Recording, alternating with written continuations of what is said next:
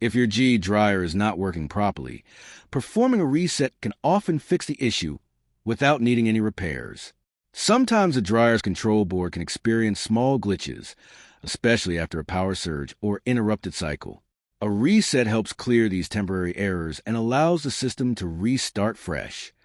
You may need to reset your GE dryer if you notice the controls are not responding, the drum is not spinning, or the dryer powers on but won't start a cycle.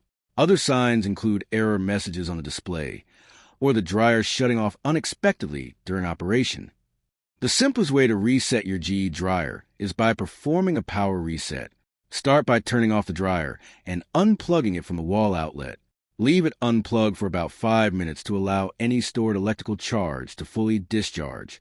After that, plug it back in and power on to see if the issue has been resolved. If unplugging the dryer doesn't fix the problem, try resetting it at the breaker. Go to your home's electrical panel and turn off the breaker connected to the dryer. Wait about 5 minutes before switching it back on. This can fully reset the dryer's electrical system and fix deeper glitches.